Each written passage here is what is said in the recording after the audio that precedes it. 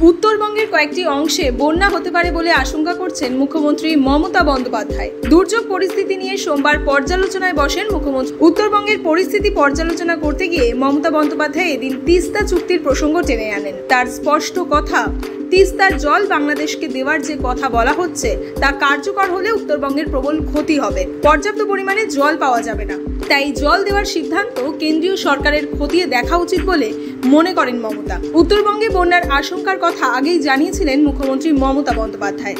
এবার আবহাওয়া দপ্তরও আশার কথা শোনাতে পারেনি। বুধ ও বৃহস্পতিবার উত্তরবঙ্গের একাধিক জেলার জন্য লাল সতর্কতা জারি করা হয়েছে। আলিপুরদুয়ারে বুধবার ভারী থেকে অতি ভারী বৃষ্টির সম্ভাবনা রয়েছে। দার্জিলিং, কালিম্পং, কোচবিহার, জলপাইগুড়িতে বজ্র বিদ্যুৎ সহ বৃষ্টিপাতের সম্ভাবনা রয়েছে। তবে কি শুক্রবার থেকে বৃষ্টির হার কমে গিয়ে পরিস্থিতি একেবারে স্বাভাবিক হয়ে যাবে? তা নিয়ে আশার কথা শোনাতে পারেনি আবহাওয়া দপ্তর। শুক্রবার বৃষ্টির দাপট কিছুটা কমলেও পরিস্থিতি স্বাভাবিক হওয়ার কোনো ব্যাপার নেই বলেই জানা গিয়েছে। এদিকে প্রবল বৃষ্টির জেরে জল বৃদ্ধি তিস্তাতে, ফুসছে তিস্তা নদী। তোরসা জল ঢাকা নদীও ফুসছে। এর জেরে নিচু এলাকাগুলিতে জল ঢুকতে শুরু করেছে।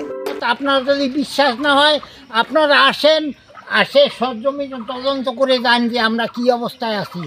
কিন্তু প্রতি বছর ভোটের আগে কত দেখবেন কত পার্টি আসবে, ভোট করে ভোট নিয়ে যাবে, ভোট লাইলে বাস, আর কোনো তাদের দেখাশোনা নাই। এই জলে আজ এতদিন ধরে এখানে আছি, একদিন কাউন্সিলর আসে কোনো খোঁজ নিল না। কালিম্পংয়ের রাস্তার অবস্থা এখনো বেশ খারাপ, তবে দ্রুত তা মেরামত করার চেষ্টা করা হচ্ছে।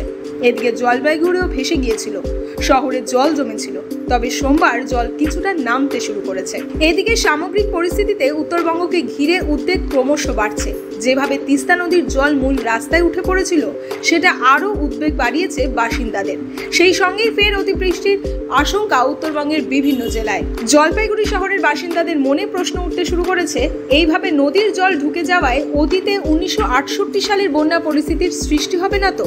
বর্তমান প্রজন্মের অনেকেই সেই অতীতের ভয়াবহতা চাক্ষুষ করেননি। তাদের অনেকেই বাবা কাকাদের মুখে জলপাইগুড়ি শহরে 1968 সালের সেই ভয়াবহ বন্যার কথা হয়তো শুনেছেন। কোজাগরী পূর্ণিমার রাতে বাঁধ ভাঙা জল ঢুকে প্লাবিত হয়েছিল গোটা শহর।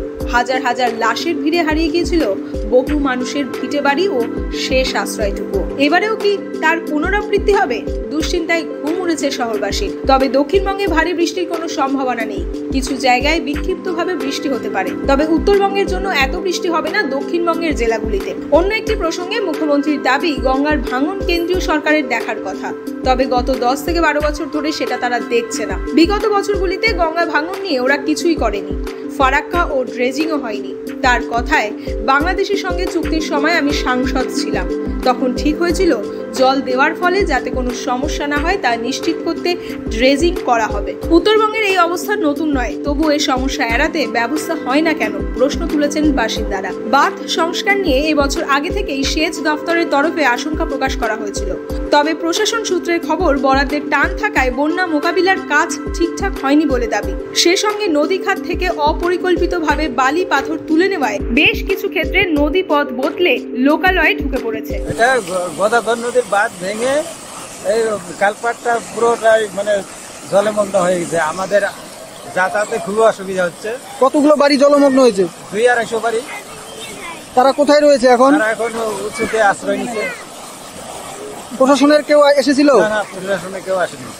কি চাচ্ছেন এখন? এখন আমাদের ত্রাণের কিছু